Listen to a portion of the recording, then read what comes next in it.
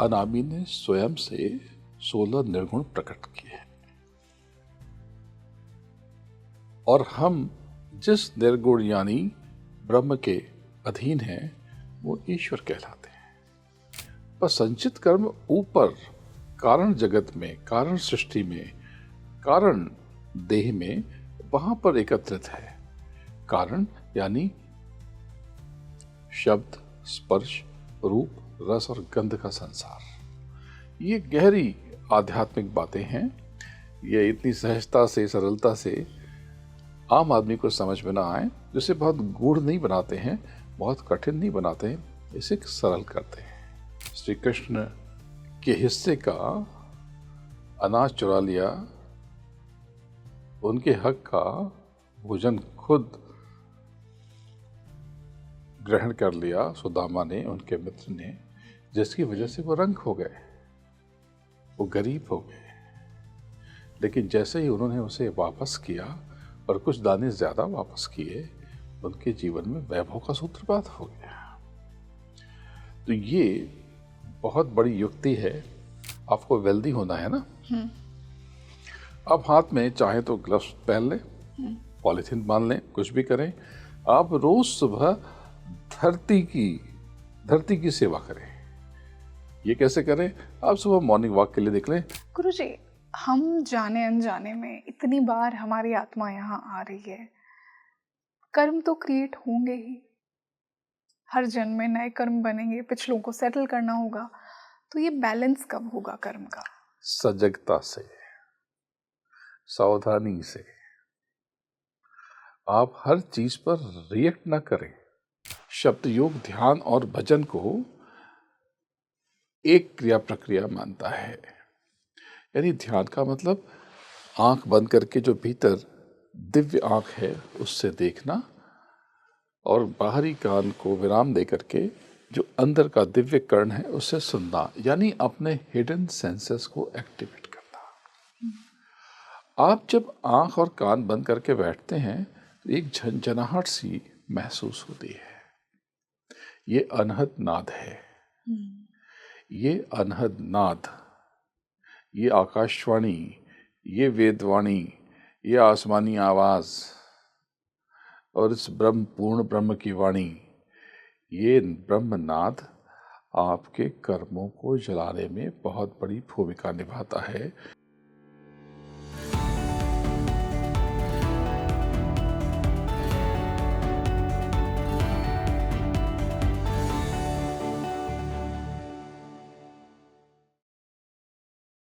नमस्ते everyone, a very warm welcome on the show and I am your host rangoli Sharma. देखिए, आज के इस डिस्कशन में मैंने कर्म को समझने की कोशिश की है। आपकी लाइफ में भी ऐसा हुआ होगा कि आपने उस परमात्मा से, भगवान से पूछा कि मैंने तो बुरा चाहा ही नहीं किसी का, बुरा किया ही नहीं किसी का, फिर भी मेरे साथ ये क्यों हो रहा है? इसका राज आपके पिछले जन्मों में छुपा है। किस प्रकार आपकी आत्मा वो कर्म कैरी करती है पिछले जन्मों से, आज हमने ये जानने की कोशिश की है। सिर्फ आपके शरीर से ही नहीं, आप अपने मन से, अपनी वाणी से भी कर्म क्रिएट करते हैं, और यूनिवर्स जो भी आप कर्म करेंगे उसको मल्टीप्लाई करके आपको देगा, चाहे अच्छा चाहे बुरा।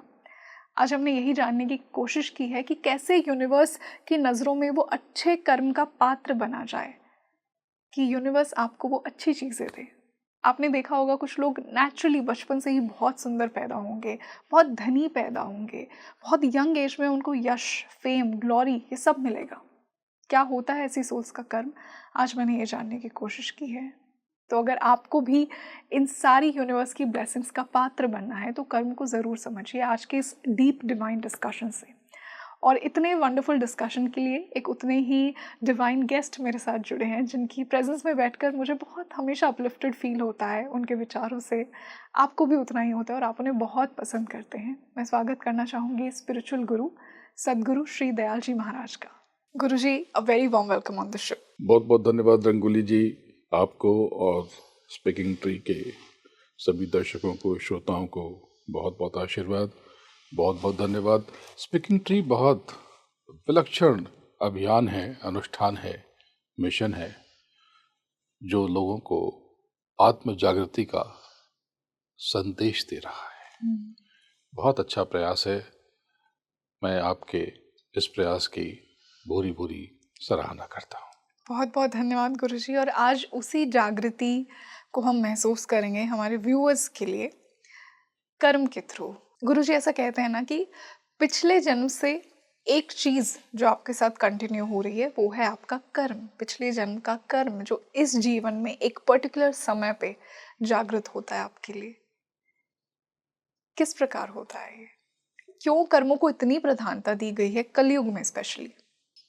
ये समूचा संसार, ये पूरी कायनात, यहाँ पर एक निज़ाम है, एक नियम है, कानून है, लॉ है, रूल है, उसके अधीन चलता है। और वो नियम है कर्मों का, कार्मिक कर्मों का सिद्धांत, कर्मों का विधान, कर्मों का नियम। कर्म प्रधान विश्व रचि राखा। आपने अगर कर्मों को समझ लिया तो सारा खेल आपको समझ में आ जाएगा और आपके जीवन से दुख, विषाद, पीड़ा, कुंठा, ग्लानि, ये सब धूल धूसरित हो जाएंगे। ये सब समाप्त हो जाएंगे, खत्म हो जाएंगे, फना हो जाएंगे। पहले कुछ भी नहीं था। हवा न पानी, राजा न रानी, बुढ़ापा जवानी, दादी न दादा, नाना न नानी, कुछ भी नहीं था। पर एक अनामी था और उस अनामी ने विस्तार किया। उस अनामी ने स्वयं से 16 निर्गुण प्रकट किए और हम जिस निर्गुण यानी ब्रह्म के अधीन हैं वो ईश्वर कहलाते हैं। ये पूरी दुनिया चले कैसे, ये उनकी रूल बुक के हिसाब से सब कुछ होता है। तो उन्होंने कर्मों का विधान बनाया, जिसे हम वेद कहते हैं, वेदवाणी कहते हैं। दरअसल वो बहुत कमाल की चीज है, उसमें पूरा ज्ञान विज्ञान है।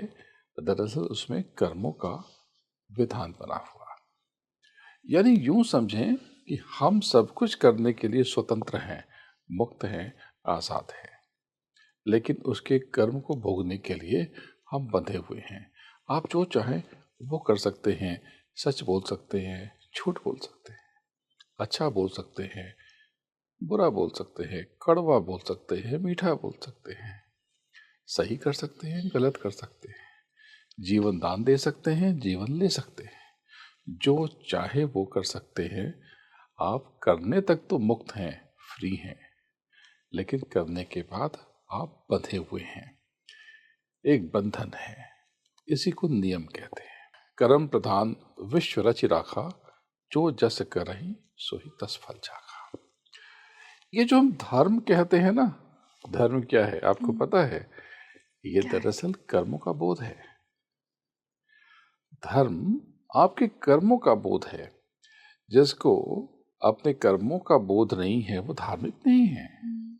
और आपने कोई पूजा पाठ नहीं किया, आपने कोई कर्मकांड नहीं किया, लेकिन आपको सही गलत पता है, आप लोगों के दिल में बसते हैं, लोगों को प्रसन्न करना आता है, आप लोगों पर दया करते हैं, कृपा करते हैं, प्रेम देते हैं, घृणा से बचते हैं, द्वेष से बचते हैं, आप सेवा करते हैं। आप कोई पूजा पाठ न करके भी आप धार्मिक हैं। तो कर्म की सारी गुत्थी बड़ी विलक्षण है। यूं समझें कि कर्म एक बीज है और उस बीज से जो वृक्ष पैदा होता है वो आपका जीवन है। आप जीवन में जो कुछ भी भोग रहे हैं ये सब आपके कर्मों की देन है, आपके कर्मों का किया धरा है। बहुत से लोग कहते हैं कि कर्म तो ठीक है, लेकिन जो भाग्य में है वो भोगना है, जो भगवान ने लिखा है वो भोगना है। ये भाग्य क्या चीज है, कहां से आया और किसने लिखा है? भगवान ने अगर अच्छा लिखा है किसी का और मेरा बुरा लिखा है तो ऐसा क्यों हुआ है? इतना अनफेयर कैसे हो सकता है? भगवान एक को तो इतना अच्छा जीवन दे दिया। इसका मतलब कि कहीं कुछ गैप है, क्या है वो गैप? भगवान ने कुछ लिखा ही नहीं है। ये हम सब भगवान को यूं हमने, ही ब्लेम करते हैं। ब्लेम नहीं, हम ब्लेम करते हैं, हम बहाना ढूंढते हैं, हम्म, अपनी गलतियों से मुंह चुराने की तरकीब बिठाते हैं। दरअसल ये जो कुछ भी हम भोग रहे, ये हमारे कर्मों से पैदा हुआ है। आइए कर्मों की गहराई को समझते हैं। आज हम जो कुछ कर्म कर रहे, ये क्रियामान कर्म है। जी। इसका फल हमें बहुत थोड़ा मिलता है, लेकिन ये क्रियामान कर्म, ये प्रारब्ध बन जाते हैं, जिनको हम भाग्य कहते हैं। मतलब इस जीवन में जो आप कर्म कर रहे हैं वो आपका क्रियामान कर्म है और उसका थोड़ा सा पोर्शन आप बहुत इस थोड़ा, बहुत जन्म में थोड़ा भोगते फल, हैं। बहुत कम। ओके, और अगले जन्म में जाके वो भाग्य बन जाता है हमारा। आगे जाकर के वो अगले जन्म में नहीं, आगे के लिए। आज आपने जो कर्म किए हैं, आध्यात्मिक मान्यताएं कहती हैं कि उसे अनंतों जन्मों में आपको रीपे करना है, और वो भी कितने गुना ज्यादा, ये कुछ भी पता नहीं है किसी को। ये फ्लेक्सिबल है, यानी हमने किसी को पीड़ा पहुंचाई है, कितनी पीड़ा हुई। बहुत छोटी बात पे कोई बहुत ज्यादा पीड़ित हो जाए, किसको बहुत ज्यादा कष्ट हो जाए, तो वो बहुत ज्यादा उल्टे कर्म बन गए। हमारे थोड़े से प्रयास से एक घूंट पानी किसी को मिल जाए जो गर्मी में तड़प रहा है, तो बहुत बड़ा फल बन सकता है इसका। तो पहले इसको समझ लें, ये क्रियामान कर्म से क्रियामान फल बनता है, जी। जो हमें इस जीवन में भोगना होता है, और जो बहुत छोटा हिस्सा है। लेकिन इस क्रियामान कर्म से एक बहुत बड़ा हिस्सा प्रारब्ध कहलाता है, भाग्य, किस्मत, तकदीर कहलाता है। लेकिन प्रारब्ध से बहुत गुना ज्यादा, बहुत बड़ा हिस्सा संचित कर्म कहलाता है। ये देह के अलग अलग चरणों में, अलग अलग स्तर पर ये इकट्ठा होता है, और इन सबको हमें भोगने पड़ते हैं। अलग अलग चरण क्या हुआ, अलग अलग देह। जैसे ये स्थूल शरीर है, इसके बाद प्रारब्ध हमें यहाँ भोगने हैं, पर संचित कर्म ऊपर कारण जगत में, कारण सृष्टि में, कारण देह में, वहां पर एकत्रित है। कारण यानी शब्द, स्पर्श, रूप, रस और गंध का संसार। ये गहरी आध्यात्मिक बातें हैं। ये इतनी सहजता से, सरलता से आम आदमी को समझ में ना आए, जिसे बहुत गूढ़ नहीं बनाते हैं, बहुत कठिन नहीं बनाते हैं, इसे सरल करते हैं।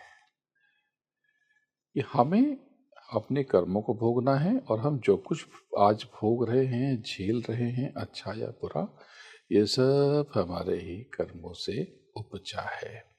तो अब ये बात आती है कि हम तो कुछ करते ही नहीं है, हमने ऐसा बुरा किया ही नहीं है, हमने ऐसा कोई खराब किया ही नहीं है, हमने ऐसा नकारात्मक या नेगेटिव किया ही नहीं है। और कुछ लोग कहेंगे कि इस जीवन में तो मैं तो हमेशा से अच्छे कर्म करते आया हूँ, सबके लिए अच्छा सोचता हूँ, दान पुण्य करता हूँ, घर वालों की देखरेख करता हूँ, खुद के लिए अच्छा करता हूँ, फिर भी जीवन में इतना बुरा क्यों हो रहा है? अच्छे लोगों के साथ बुरी चीजें क्यों होती तो हैं? यहाँ पर आप सिर्फ कायिक कर्मों की बात कर रहे हैं शायद।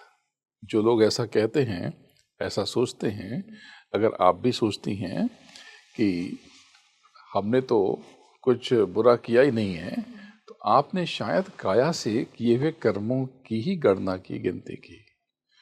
आपने वैचारिक कर्मों को तो गिना ही नहीं। काया के परे और कौन से कर्म होते हैं गुरुजी? इस पर मैं विचार करना चाहूंगी मेरे दर्शकों के लिए। काया यानी शरीर। इस देह से आपने किसी को दुख दिया, सुख दिया, लाभ और हानि, सही और गलत, किसी को पीड़ा पहुंचाई, किसी को रोटी खिलाई, किसी की रोटी छीन ली, किसी को तमाचा मार दिया, ये सब कायिक कर्म है। दान किया, पुण्य किया, फ्रॉड किया, स्कैम किया, चोरी की, ये सब काया से किए हुए कर्म हैं। यहाँ तक कि आपने पूजा आरती की, होम हवन किया, ये भी कायिक कर्म है। ओके। ये कर्मकांड है। जो होम हवन, धूप, अगरबत्ती, दीपक, ये सब कुछ ये कर्म कांड है, कर्म है ये पूजा नहीं है। पूजा यानी चेतन से चेतन का स्मरण। जो चेतन है उसका पूजन जड़ से कैसे होगा? जैसे सुगंध है, स्मेल है, फ्रेग्रेंस है। हमें भूख लगी है तो सुगंध से, फ्रेग्रेंस से हमारी भूख कैसे मिटेगी? बिल्कुल। अगर हमारी भूख स्थूल चीजों की है, स्थूल पदार्थों की है, तो उसकी भरपाई भी स्थूल पदार्थों से ही होगी, न कि संगीत से होगी, न कि वो सुगंध से होगी, न कि वो अच्छी अच्छी बातों से होगी। तो ये जो पूजा पाठ जिसे आप कहते हैं, वो पूजा पाठ न हो करके वो कर्म है एक प्रकार का, इसीलिए इसे कर्म कांड कहते हैं। लेकिन अगर हम अपने नित्य के कर्म कांडों पर नियंत्रण कर ले, इसकी जरूरत शायद उतनी ना पड़े, क्योंकि ये वैज्ञानिक अवधारणा प्रतीत होती है। ये धूप जला करके, ये आहुतियां दे करके, ये सब कुछ साइंस का पार्ट लगता है, और है, ये है। अगर हम अपने विचारों पर नियंत्रण कर लें, अपनी वाणी पर नियंत्रण कर लें, तो चीजें बदल जाएंगी। तो पहले इसे हम एक एक चीजें, एक एक बातें सुलझाते जाते हैं। तो काया के ऊपर कौन से कर्म होते हैं? काया से ऊपर वैचारिक कर्म होते हैं, और ये बहुत व्यापक होते हैं। इसका फल बहुत अच्छा और बहुत बुरा होता है। वैचारिक यानी जो विचारों से किया आपने, जो मानस से किया, मानसिक कर्म, और इसके अलावा वाचिक कर्म, जो आपने वाणी से किया, इसका तो असर और तीक्ष्ण है, और तीखा है, और अच्छा है, और बुरा है। आपकी आर्थिक स्थिति परिस्थिति में आपके वाचिक कर्मों का बहुत रोल है, बहुत बड़ी भूमिका है। ज्योतिष, आप ज्योतिष के बहुत सारे पॉडकास्ट करते रहते हैं। तो ज्योतिष में एक स्थिति है सूर्य की। कहते हैं जब सूर्य खराब होता है तब आर्थिक कष्ट आते हैं, सम्मान खत्म हो जाता है, स्वास्थ्य खराब होने लगता है। तो पहले ये देख लें कि सूर्य खराब होने के कारण क्या है। एक तो ग्रह स्थिति हुई, लेकिन और किन वजहों से, किन कारणों से, किन कर्मों से आपने सूर्य खराब हो सकता है? तो सूर्य आपके वाचिक कर्मों से बहुत जल्दी खराब हो जाता है। यानी अगर आप अपशब्दों का प्रयोग करते हैं, आप गाली गलौज करते हैं, आप निंदा करते हैं, बुराई करते हैं, गॉसिप, अरे देखो फला के घर क्या हुआ, अच्छा देखो उसके घर क्या हुआ, अच्छा उसका क्या हुआ, अरे वो तो है ही ऐसे लोग, इस तरह की जहां पर निंदा का पुट आया, आपने अनजाने में ही सही अपना सूर्य खराब कर लिया। और आपने ये करके अपनी मान प्रतिष्ठा के साथ अपनी धन संपत्ति की, अगर मुंबई की भाषा में बात करें तो वाट लगा दी। आपने अपने भाग्य से खिलवाड़ कर लिया, आपने अपने कर्म खराब कर लिए। अब आपको ये भोगना पड़ेगा। कथा है ना, श्री कृष्ण के हिस्से का अनाज चुरा लिया, उनके हक का भोजन खुद ग्रहण कर लिया सुदामा ने, उनके मित्र ने, जिसकी वजह से वो रंग हो गए, वो गरीब हो गए। लेकिन जैसे ही उन्होंने उसे वापस किया और कुछ दाने ज्यादा वापस किए, उनके जीवन में वैभव का सूत्रपात हो गया। तो ये बहुत बड़ी युक्ति है। इसीलिए हमारे धर्म में, हिंदू धर्म में विशेषतः, अन्य धर्मों में भी ऐसी व्यवस्था है कि दान दक्षिणा की शुरुआत हुई। दान यानी देना, और देने वाला दाता, और जो लेने वाला है वो उसको भोगता है। तो चतुर लोग देते हैं। तो धन धनी बनने का प्रथम सूत्र देना सीखिए। ऐसा कहते हैं ना गुरुजी, जिसकी कमी उसका दान। जी बिल्कुल। तो बहुत से लोग कहते हैं कि हमारे पास है ही नहीं तो क्या दें। बिल्कुल, तो कहाँ ऐसा से ही दें? प्रश्न एक महापुरुष से उनके एक गरीब शिष्य ने किया था कि प्रभु मैं इतना गरीब क्यों हूं? तो उसके गुरु ने कहा कि तुम गरीब इसलिए हो कि तुम्हें देना नहीं आता, तुम देते नहीं हो, इसलिए तुम पाते नहीं हो। तो उसने कहा कि लेकिन मैं तो रंक हूं, मेरे पास कुछ है ही नहीं, कंगाल हूं मैं क्या दूंगा? तो तुम्हारे पास शायद धन नहीं है, लेकिन तुम्हारे पास शरीर तो है, तुम्हारे पास मस्तिष्क तो है, तुम्हारे पास आंख नाक कान यानी ये सारी इंद्रियां तो हैं। तुम हाथ से किसी की मदद कर सकते हो, तुम वाणी से किसी की हिम्मत बढ़ा सकते हो, किसी की हौसला अफजाई कर सकते हो, तुम किसी को ढांढस दे सकते हो, आश्वासन दे सकते हो, जीने की ललक पैदा कर सकते हो, राह दिखा सकते हो। तुम किसी के हृदय में शीतलता का सूत्रपात कर सकते हो। तुम हाथ से, पैर से या जिस भी तरह से चाहो उस तरह से मदद कर सकते हो। दरअसल मैं रंक हूं, मैं किसी को क्या दे सकता हूं, ये सोच ही तुम्हें कंगाल बनाती है। मैं किसी को क्या दे सकता हूं, ये सोच ही हमें नीचे गिराती है। आप कुछ नहीं दे सकते तो ठीक है, आप लोगों को जागरूक करें, उन्हें तैयार करें, प्रेरित करें।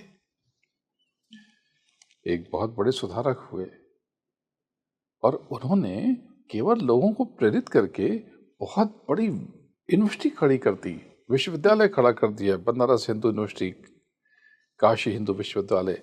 और वो व्यक्ति थे महामना पंडित मदन मोहन मालवीय। उनके पास वो इतने धनी नहीं थे, शायद ऐसा कोई उल्लेख प्राप्त नहीं होता कि उनके पास धन का अंबार था, लेकिन एक प्रेरणा उन्हें मिली और वो उन्होंने लोगों को तैयार किया, प्रेरित किया। ये बहुत बड़ा कर्म है। तो किसी का भला करना या भले के बारे में सोचना, एक टीम बना के काम करना, दरअसल ये आपके जीवन को बदल देता है। मैं आज आपको कुछ टेक्निक सिखाता हूँ। आपको वेल्दी होना है ना, आप हाथ में चाहे तो ग्लव्स पहन लें, पॉलिथीन बांध लें, कुछ भी करें। आप रोज सुबह धरती की सेवा करें। ये कैसे करें? आप सुबह मॉर्निंग वॉक के लिए निकलें, हाथ में एक बैग ले लें और आप अपने आसपास, घर के आसपास का 10, 20, 50 कचरे, कूड़ा करकट उठा करके आप वो सफाई करें, वो हटा दें। ये आपको वेल्दी बनाएगा। ये क्रिया प्रक्रिया आपको बहुत बड़े धन का कारक बनाएगी, क्योंकि आपने भूमि की सेवा की है और भूमि में ही सारी संपदा है, जिसको आप सोना कहते हो, स्वर्ण, जिसको आप चांदी कहते हो, सिल्वर, रजत, जिसको आप और दूसरी कीमती धातुएं कहते हो। ये सब सारा का सारा अंबार, धन का अंबार तो धरती के भीतर है। तो धरती की सेवा से बहुत कुछ हो जाता है, आप वेल्दी बन सकते हैं। आप परेशानी में फंसे हुए हैं, आप अलक्ष्मी से दूरी बनाइए। अलक्ष्मी से? और वो किस प्रकार होगा गुरुजी? किन किन कारणों हम अलक्ष्मी को अट्रैक्ट करते हैं? अलक्ष्मी क्या है? अलक्ष्मी बेतरतीबी, गंदगी, किसी चीज को सलीके से न रखना, ये सब अलक्ष्मी है। आप चीजों को तरतीब से रखना शुरू कीजिए। आप गंदगी से दूरी बनाइए। आप अपना घर तो साफ रखिए ही, आप घर के आसपास जहां तक दृष्टि हो और सामर्थ्य हो, क्योंकि रोज आप बाहर सड़क पे सफाई नहीं कर सकते, लेकिन एक भावना रखें कि हम महीने में एक दिन अभियान चलाएं, अपनी एरिया और मोहल्ले के लोगों को इकट्ठा करके, सोसाइटी के लोगों को इकट्ठा करके हम एक कुछ करें, चर्चा ही शुरू कर दें कि हमें ऐसा करना चाहिए, हम करें। धीरे धीरे जब आप प्रयास करेंगे, जैसे जैसे अलक्ष्मी आपके आसपास से दूर होना शुरू होंगी, लक्ष्मी अपने आप आपके पास चल कर आएंगी। ध्यान रहे गंदगी न फैलाएं, और जहां पे गंदगी हो उसे हटाने के लिए प्रयास करें। लोकल बॉडी को, कॉरपोरेशन को चिट्ठी ही लिखें। ये सब के सब कर्म का हिस्सा है। गुरुजी, अब मैं संबंधों के माध्यम से कर्मों को समझना चाहूंगी। जो लोग जिनकी तरफ हमें सबसे ज़्यादा प्रेम महसूस होता है, या जो लोग हमें सबसे ज़्यादा पीड़ा देते हैं, क्या वो भी हमारे कर्मों का ही हिस्सा है? सारे रिश्ते नाते ये पिछले अनंतों जन्मों से चले आ रहे हैं। ये सब कुछ लेन देन है। जब तक आप इसे जीरो नहीं करेंगे तब तक आप मोक्ष और मुक्ति की तरफ नहीं बढ़ सकते। एनओसी तो लेना पड़ेगा। तो हाँ, ये जो प्रेम, घृणा, द्वेष, जलन, अच्छा, बुरा, ये सब आप अनंतों जन्मों से कैरी करते हैं। आज आपसे कोई मिला पहली बार और आपको अच्छा लगने लगा, ये कैसे होता है? कैसे हो किसी सकता से है? मिलके एक नेचुरल कनेक्शन फील होता है उनके साथ, और किसी से मिलते ही आप हिल जाते हैं, आप एक्सप्लेन ही नहीं कर पाते ऐसा कि भी ये होता क्यों है हो कि रहा है। इसके विपरीत भी होता है कि आप किसी से मिलते हैं और आप कुछ नहीं जानते उसके बारे में, आपको ज़रा भी अच्छा नहीं लगता। उनका ऑरा, उनकी वाइब्रेशन। और वाइब्रेशन तो अलग बात है, लेकिन किसी को अच्छा लगता भी होगा, हमें नहीं लगता जी, व्यक्तिगत रूप से। हाँ, वो दूसरों को बहुत पसंद होंगे। तो ये हमारे पुराने खाते हैं। ये हमारे पुराने खाते हैं। अक्सर हमारे परिजन ये लेन देन के लिए ही रिश्ते बनते हैं और आते हैं, और वो आने के बाद खो जाते हैं। ये रिश्ते नाते, ये सब कुछ आप अनंतों जन्मों तक कैरी करते रहते हैं। ये जितने भी धरती के रिश्ते हैं, ये अनंतों जन्मों से चलकर हमारे पास आते हैं। अनंतों जन्मों की गूंज इनके साथ बधी होती है। ये आज के रिश्ते नहीं हैं। अक्सर ऐसा होता है कि जो हमारी संतान है वो किसी जन्म का कर्जा लेने के लिए आया है, हम उसके कर्जदार थे। संतान के। बिल्कुल ऐसा हो सकता है। कई बार माँ बाप या बच्चे या पति पत्नी कहीं किसी जन्मों की शत्रुता निभाते हैं। कई बार माँ बाप ही इतने क्रूर होते हैं संतान को लेकर, वही कई बार सबसे बड़े संतान भी क्रूर हो जाती है। हाँ, बिल्कुल। कई बार संतान भी अपने माता पिता के लिए विचित्र सोच रखती है, अजीब और डराने वाला आचरण करती है। ये सब कुछ उसकी डोर पिछले जन्मों से बंधी हुई है, और सब कुछ ये हमारे भीतर स्टोर्ड है, हमारे मूलाधार चक्र पर। ये सब कुछ, सारी फाइल यहाँ पर जमा है। तो ये बिल्कुल ठीक है कि ये जो कुछ भी रिश्ते नाते हैं, ये जो कुछ भी हम अच्छा बुरा भोग रहे, ये सब अनंतों जन्मों से चला आ रहा। गुरुजी, हमारे माता पिता, हमारे भाई बहन तो हमें जन्म से ही मिलते हैं, पर एक ऐसा भी नाता है जिसे हम ढूंढते हैं, लेकिन वो भी हमारे पिछले जन्म के ही बहुत गहरे कर्म को दर्शाता है। वो है पति पत्नी का रिश्ता। और कभी कभी ये रिश्ता ही सबसे बड़ा आपका दुश्मन लेकर आता है आपके जीवन में। एक छत के नीचे दो लोग रहते हैं, पर सबसे बड़े दुश्मन होते हैं एक दूसरे के। तो ये नियति किस प्रकार तय करती है? बिल्कुल ये कर्मानुसार ऐसा होता है।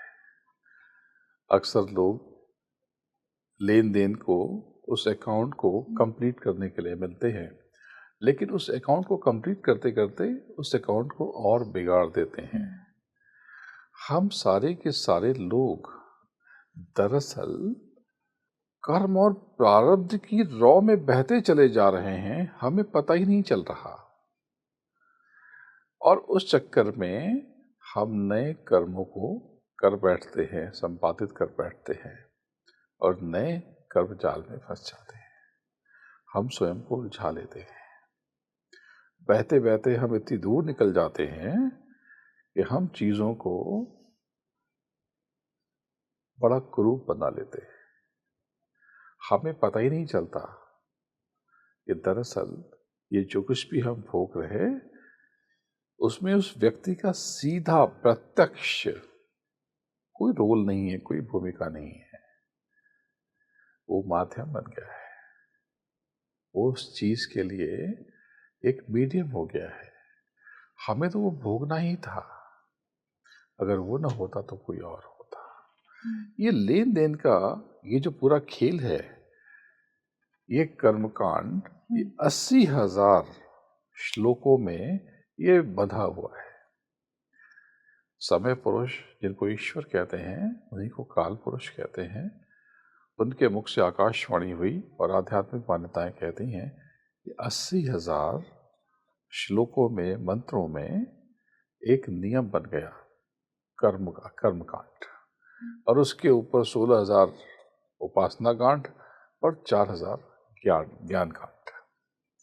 तो 1,00,000 श्लोकों में ये पूरा नियम बन गया, ऐसा आध्यात्म के सूत्र कहते हैं। एक सामान्य व्यक्ति इससे अलग सोच रख सकता है, लेकिन उसे ये तो मानना पड़ेगा कि जो कर्म का फल है वो भोगना पड़ता है। मैं आपसे आज बहुत मिठास से बात कर रहा हूँ, बहुत अच्छे से बात कर रहा हूँ, तो इससे क्या होगा, मैंने अपना भाग्य ठीक कर लिया। आप कभी भी मुलाकात करेंगी, कहीं राह चलते मुलाकात होगी तो मिल के अच्छा लगेगा, क्योंकि मधुर स्मृतियां हैं, अच्छी यादें हैं। तो मैंने क्या किया, आपसे ठीक से बात करके अपना भाग्य ठीक कर लिया। लेकिन मैंने अगर आपसे गलत तरीके से बात की, मैंने आपके मुंह पर ही आपकी निंदा की या पीठ पीछे निंदा की या आपसे उचित आचरण नहीं किया, उत्तम व्यवहार नहीं किया, तो मैंने अब अपना भाग्य खराब कर लिया। और अगले जन्म में जब आप मिलेंगे तो वो स्मृतियां फिर से याद आएंगी। याद नहीं आएंगी, लेकिन दुराव पैदा होगा। ये रोज के आचरण, रोज के व्यवहार, रोज के कर्म आपके जीवन की दशा और दिशा तय करते हैं। आप नियमित रूप से किस तरह से बिहेव करते हैं। अगर आपकी सोच नेगेटिव है, अरे ये तो बेकार के लोग हैं, ये तो फालतू के लोग हैं, ये बहुत बड़ा आप अपने भीतर ब्लॉक्स क्रिएट कर रही हैं, आपकी खुद की एनर्जी को ही वो खराब कर रहा है ना, अपनी एनर्जी को, अपने आगे के मार्ग को आप बाधित कर रहे हैं, अपने सरल जीवन को आप दुर्गम बना रहे हैं, कठिन बना रहे हैं, जटिल बना रहे हैं। लेकिन सहजता, निर्मलता, उत्तम सोच आपके जीवन में आमूलचूल रूप से परिवर्तन की लहर ला सकते हैं। तो कर्मों की बहुत सारी बारीकियां हमें समझनी पड़ेंगी और सीखनी पड़ेंगी। नियत भी कर्म है, मंशा, नियत, वाणी, विचार। आपकी सोच की दिशा अगर उल्टी है तो आपका जीवन उल्टा होकर टंग जाएगा। लेकिन अगर आपकी सोच सरल है, अच्छी है, तो आपके जीवन में कितनी भी कठिनाइयां हों, धीरे धीरे हल हो जाएंगी। अध्यात्म में एक पद्धति है जिसको योग के एक हिस्से के रूप में हम कहते हैं धारणा, धारण कर लेना। इसको बोलचाल में आप कह सकते हैं विजुलाइजेशन। किसी भी चीज को विजुलाइज करना, विजुलाइज करना भी एक कर्म है। यानी इसके पीछे आपकी कामना है, हर धारणा के पीछे आपकी एक कामना है, एक संकल्प है, और ये संकल्प और ये कामना, ये धारणा, ये भी कर्म है। अगर आपकी धारणा और कामना और संकल्प उल्टे हैं तो आपका जीवन सीधा नहीं हो सकता। सकारात्मक रह करके उत्तम कर्म आपके जीवन की बड़ी से बड़ी जटिलताओं को, कठिनाइयों को खत्म कर सकता है, मिटा सकता है, फना कर सकता है, इरेज कर सकता है, डिलीट कर सकता है। तो सहज रहें, सरल रहें और कर्मों को लेकर सजग रहें, सतर्क रहें, सेवा खूब करें, जितनी कर पाए उतनी करें और सेवा का भाव रखें, दूसरों को प्रेरणा दें। किसी से भी बैर भाव, उल्टे विचार न रखें, नहीं तो आपको ये आगे के जन्मों में भोगने पड़ेंगे। गुरुजी, हम जाने अनजाने में इतनी बार हमारी आत्मा यहाँ आ रही है, कर्म तो क्रिएट होंगे ही, हर जन्म में नए कर्म बनेंगे, पिछलों को सेटल करना होगा, तो ये बैलेंस कब होगा कर्म का? सजगता से, सावधानी से। आप हर चीज पर रिएक्ट ना करें, प्रतिक्रियावादी ना बने, तत्काल। रिएक्शन से कर्म बनता है, नया कर्म। बिल्कुल। अगर मुझे आपको देखकर अच्छा नहीं लगा, इसकी चाबी पिछले किसी जन्मों में है और मैंने आपसे टेढ़ा व्यवहार किया, अच्छा व्यवहार नहीं किया, आपका आचरण भी खराब हो जाएगा। मैं तो नहीं रोक पाया क्योंकि उसके सूत्र पिछले जन्मों में थे और मैं नहीं रोक पाया, लेकिन आप चाहती तो उसे रोक सकती थी। वेरी इंपॉर्टेंट, बहुत अद्भुत बात कही। आप चाहती तो उस काली बॉल को जो हम दूसरे के पास फेंक रहे थे, वही हमें वापस आ रही थी, उस गंदी बॉल को आप वहीं रोक देती, इस चेन को, इस प्रक्रिया को खत्म कर देती। तो रिएक्शन ना देना कहीं ना कहीं कर्म को काटता है। बिल्कुल, रिएक्शन न देना वो काट नहीं रहा, लेकिन हाँ, बढ़ाने में वो अपनी भागीदारी तो नहीं कर रहा, आप पार्टिसिपेट तो नहीं कर रहे हैं। तो आप उस चेन को लंबा खींचने से बच रहे हैं। तो जो चीजें आपको पसंद ना आए, आप रिएक्ट ना करें, आप शांत हो जाएं।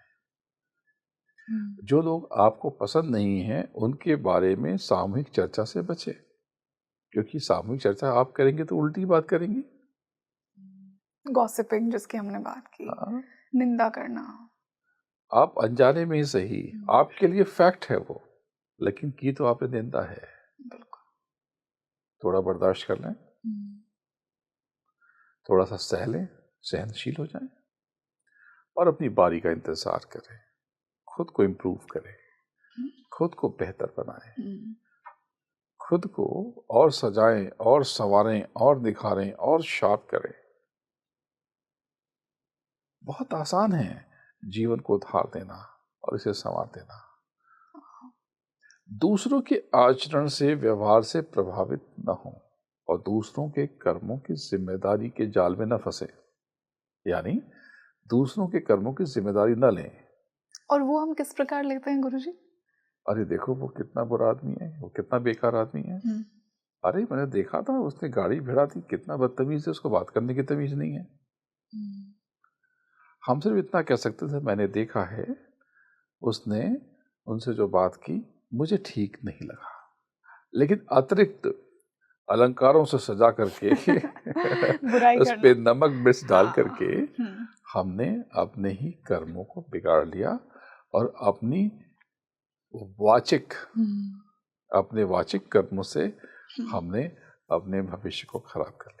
गुरुजी, यहाँ पे आपने एक बहुत इम्पोर्टेंट बात कही और उस पर मैं और चर्चा करना चाहूँगी कि जब आप किसी की बुराई करते हैं, उसकी निंदा करते हैं, तो कहीं ना कहीं उस व्यक्ति का आप कर्म काट रहे हैं।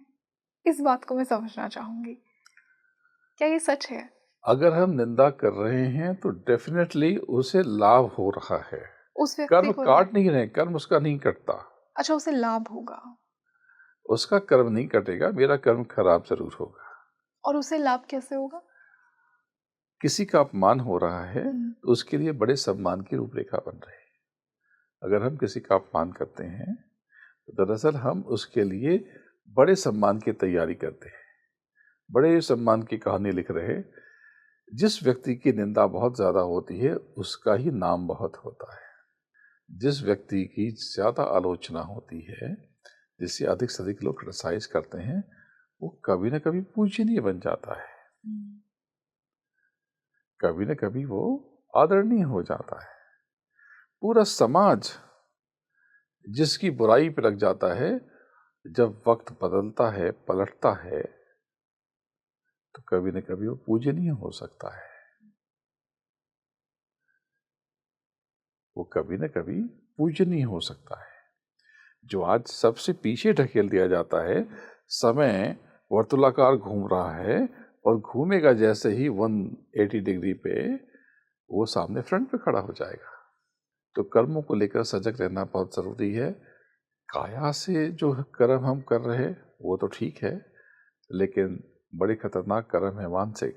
किसी को बुरा समझना, किसी को उल्टा समझना, किसी की बुराई करना, ये बड़े खतरनाक है। इसलिए लोग पागल हो जाते हैं, लोगों का मानसिक स्वास्थ्य खराब हो जाता है, मानसिक संतुलन गड़बड़ हो जाता है, बिगड़ जाता है। क्यों?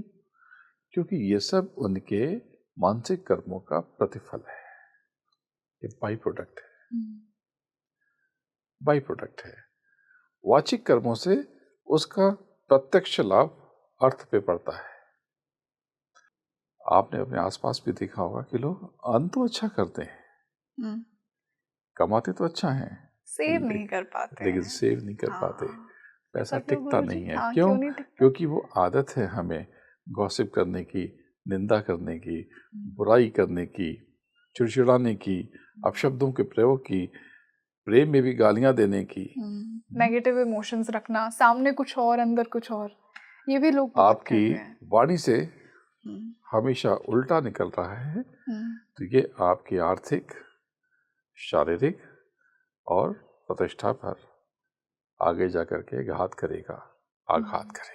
मान लीजिए कि कोई व्यक्ति अगर इस जन्म में बचपन से ही बहुत धनी है, धन का कभी उसे लॉस फील नहीं हुआ है, नेचुरली वेल्थ उसके पास आती है, तो पूर्व जन्मों में उसके क्या कर्म होंगे? अगर इस लाइफ में वो वेल्दी है तो डेफिनेटली, निश्चित रूप से, सर्टेनली उसने लोगों को दिया बहुत है, सेवा की बहुत है, उसने बांटा है, उसने दिया है, वो देता रहा है। इसलिए आज उसके पास डिपॉजिट है, उसके पास इकट्ठा है। बहुत से लोग कहते हैं कि भाई ऐसा क्या होता है कि भाई कर्म किसने देखा है? कैसे नहीं देखता? एक बच्चा महल में पैदा होता है और एक फुटपाथ पे जन्म लेता है। एक बच्चे को इतनी बचपन से केयर मिलती है, उसका वेट किया जाता है, उसके आगमन के लिए सेलिब्रेशन बच्चे होता तो छोड़ दीजिए, बहुत सारे दूसरे जीव जंतुओं को भी बाहर विदेशों में मैं देखता हूँ, जितना यहाँ बच्चों की देखभाल नहीं होती, वहाँ दूसरे जीव जंतुओं की देखभाल होती है। पेट्स की बाहर बहुत वैल्यू है, बहुत देखभाल होती है। मैंने तो देखा है कि लोगों ने अपने पेट्स के लिए अलग गाड़ियाँ भी रखी हैं, अलग कमरे भी बना के रखे हैं, पूरी सुख सुविधा इकट्ठा करके रखी है। तो ये सब कुछ प्रारब्ध है, और ये प्रारब्ध कर्म से बना है, यानी उसके कर्म अच्छे रहे, उसने दिया है। लेकिन कर्मों में मलिनता आई, कर्मों में कुछ गिरावट आई, मूल्यों में कमी आई, इसलिए उसकी योनि बदल गई, पशु योनि में चला गया। और गुरुजी, अगर किसी को बहुत यश प्राप्त होता है बहुत यंग एज में ही, उसकी एक बहुत बड़ी फैन फॉलोइंग है, लोग उसे जानते हैं, रिकग्नाइज करते हैं, उसका आदर सम्मान करते हैं, तो ये किस प्रकार पूर्व जन्मों से कनेक्टेड है? पूर्व जन्म में उस सोल ने क्या किया होगा? उस यशस्वी व्यक्ति को इस जन्म में भी देखिए, वो दूसरों की बुराई से बचेगा, दूसरों की निंदा से बचेगा, दूसरों के बारे में बड़ी महान महान बातें करेगा। ऐसे बहुत से बड़े बड़े अभिनेता हैं या बड़े बड़े लोग हैं, वो हमेशा यही कहेंगे कि अरे मैं तो बहुत छोटा व्यक्ति हूँ, वो तो बहुत महान है। स्वयं को छोटा कर दिखा करके दूसरों को बड़ा बनाने की इच्छा आपको उससे बड़ा बना देती है। हमेशा हर किसी का सम्मान कीजिए, हर किसी को सम्मान दीजिए, हर किसी को आगे बढ़ाने की कोशिश कीजिए। आपने देखा होगा दफ्तरों में, ऑफिसेज में लोग एक दूसरे को गिराने की कोशिश करते हैं और खुद भी गिर जाते हैं। ये बहुत रॉन्ग प्रैक्टिस है। आपको बहुत आगे बढ़ना है, मैं सिखाता हूँ टेक्निक। हर किसी को राह दिखाइए, हर किसी को आगे बढ़ाइए। कोई नया एम्प्लॉय आता है, कोई नया व्यक्ति आपके साथ आता है, आपकी टीम में आता है, उसे भरपूर सपोर्ट दीजिए, उसके गॉडफादर बन जाइए, गॉडमदर बन जाइए, उसके मेंटर बन जाइए। अगर वो कुछ गलत कर रहा है, सबके सामने उसे नीचा मत दिखाइए, उसे चुपचाप धीरे से कहिए कि यू कैन इम्प्रूव इट, आप इसे और बेहतर कर सकते हैं। लोगों को सराहना सीखिए, प्रशंसा करना सीखिए। आपको सुंदर होना है, दूसरों को सुंदर समझना सीखिए और उनके सौंदर्य बोध की या सौंदर्य की प्रशंसा करना सीखिए। Yes, agreed. आप आसमान छू लेंगे, आप वहां पहुंच जाएंगे जहां आपने कभी सोचा ही नहीं। और गुरुजी, जिस प्रकार आपने सौंदर्य की बात की, अगर किसी को बचपन से ही बहुत सुंदर रूप मिला है तो उसके पूर्व जन्म में क्या इमोशंस होंगे, क्या कर्म होगा उस सोल का कि प्रकृति ने उसे अब इतना इसके सुंदर बनाया? दूसरा एक पहलू भी मुझे याद आ गया। तो पहले उस दूसरे पहलू की बात कर लेता हूँ। आपने देखा होगा कि बहुत सुंदर व्यक्ति अगर खराब आचरण करता है तो वो बहुत बुरा लगता है, बिल्कुल गुरुजी। उसका सौंदर्य खो जाता है, ठीक है ना।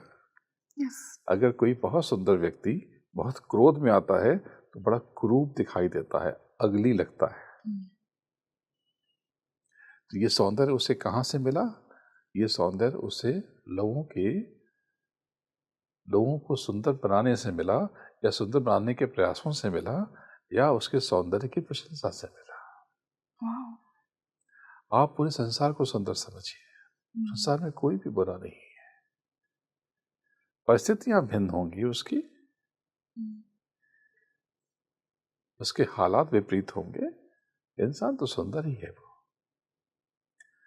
जब आप हर किसी में सौंदर्य ढूंढेंगे, एक साधारण व्यक्ति में भी जब आप बहुत गौर से देखेंगे कि उसकी देखो आइज कितनी अच्छी है,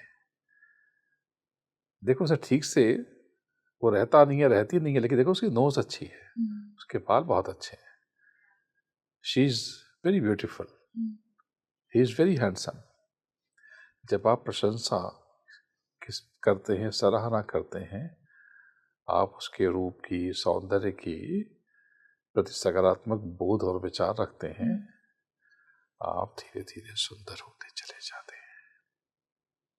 ये बहुत बड़ी युक्ति है। जब आप सुबह उठे तो हाथ में अंजुलि में जल ने हाथ धुलते हैं, मुंह धुलते हैं, ब्रश करते हैं, तो बेसिन में आपने पानी लिया और उस पानी में पूरे जगत को बहुत सुंदर महसूस करें। आप हर कायनात, एक एक शय को आप समझें कि बहुत सुंदर है। आप देखेंगे कि धीरे धीरे आप सुंदर होते चले जा रहे हैं। आप फूलों को देखें, पत्तियों को देखें, अपने कपड़ों को देखिए, बहुत प्रेम से उसे निहारें। हर किसी को देखें, उसकी आंखों को देखें, पलकों को देखें,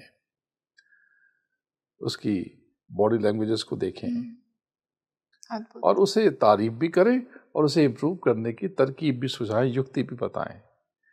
जब आप दूसरों को सुंदर बनाने की मुहिम में निकल पड़ेंगे, आप स्वयं बहुत सुंदर हो जाएंगे। गुरुजी, तो ये कार्मिक लूप खत्म कैसे होगा, ये सेटलमेंट कैसे होगी कर्म की? बस यही तरकीब हमें सीखनी है, यही तरतीब हमें जाननी है और इसी को समझ करके विकसित करना है, इस राह पे चलना है। आपके कार्मिक लूप को एक एलिमेंट फेड करता है, धुंधला करता है, भूथरा करता है, वो है स्काई एलिमेंट, आकाश तत्व। आकाश, विचारशीलता, गहनशीलता, एजुकेशन, आध्यात्मिक बोध, ये सब आकाश तत्व से विकसित होता है। इसलिए अपनी देह में आकाश तत्व का समायोजन करें। आकाश के नीचे, खुले आसमान के नीचे अधिक रहने की कोशिश करें। मेडिटेशन यानी ध्यान साधना बहुत करें। ध्यान और भजन, शब्द योग ध्यान और भजन को एक क्रिया प्रक्रिया मानता है। यानी ध्यान का मतलब आंख बंद करके जो भीतर दिव्य आंख है उससे देखना और बाहरी कान को विराम दे करके जो अंदर का दिव्य कर्ण है उससे सुनना, यानी अपने हिडन सेंसेस को एक्टिवेट करना। आप जब आंख और कान बंद करके बैठते हैं तो एक झंझनाहट सी महसूस होती है। ये अनहद नाद है। ये अनहद नाद, ये आकाशवाणी, ये वेदवाणी, ये आसमानी आवाज और इस पूर्ण ब्रह्म की वाणी, ये ब्रह्मनाद आपके कर्मों को जलाने में बहुत बड़ी भूमिका निभाता है। लेकिन असली भूमिका एक पूर्ण गुरु की है, एक सच्चे सद्गुरु की है, जो पूर्ण हो, संपूर्ण हो, परिपूर्ण हो, जो बुद्ध हो, संबुद्ध हो। तो ऐसे गुरु की तलाश जो स्वयं पूर्ण हो और आपको आपकी पूर्णता को आकार देने में, उसे साकार करने में आपकी सहायता कर सके। Wonderful Guruji, and I am sure कि आज का डिस्कशन बहुत ज़्यादा हेल्प करेगा मेरे व्यूअर्स की कि वो अपने कर्म को और सुधारें, क्योंकि आज हमने कर्म के रहस्यों को समझा कि सिर्फ इस शरीर से कर्म नहीं, आप अपने मन से, आप अपने विचारों से, आप अपनी वाणी से भी कर्म करते हैं। बस मैं इतना कहूँगा कि जब भी बनिए किसी के होठों की हंसी बनिए, हाउ ब्यूटीफुल, किसी के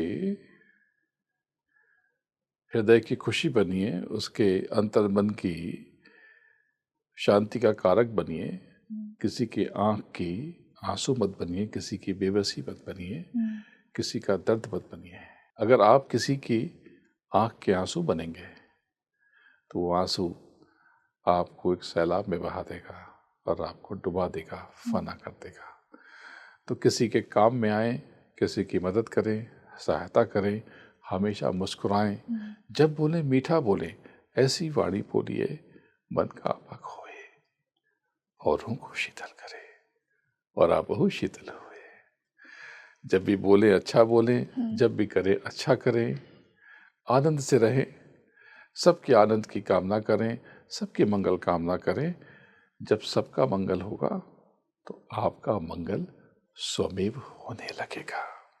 wonderful, thank you so much Guruji for this divine discussion. बहुत बहुत Grateful धन्यवाद, to have आभारी you. हूँ आपका। स्पीकिंग ट्री का बहुत बहुत धन्यवाद। जय गुरुदेव, जय जय गुरुदेव। तो आप मुझे कमेंट सेक्शन में बताइए आज आपने कर्म को कितना समझा। आई एम श्योर कि आपकी लाइफ के भी बहुत से ऐसे सिनेरियोज, बहुत से ऐसे सिचुएशंस हुए होंगे जिसमें आपने भी क्वेश्चन किया होगा कि भगवान मैंने तो कोई बुरा कर्म किया ही नहीं है, ये क्यों हो रहा है मेरे साथ। उस क्यों के आंसर्स ही आज हमने ढूंढने की कोशिश की है। देखिए, कर्मों का जो खेल है जन्मों जन्मों का खेल है। जन्मों जन्मों से हमारी आत्मा उन कर्मों को कैरी करती है। कोशिश कीजिए कि उसका बैलेंस हो, जिस तरीके से आज गुरुजी ने बताया है। आपको आज का ये डिस्कशन कैसा लगा मुझे कमेंट सेक्शन में ज़रूर बताइए। आने वाले पॉडकास्ट में मैं गुरुजी के साथ और ऐसे कौन से टॉपिक्स पर बात करूं वो भी मुझे बताइए। मैं आपके लिए ऐसे ही डिवाइन डिस्कशंस लेकर आती रहूँगी। This is your host rangoli Sharma. I will see you in another podcast. नमस्ते।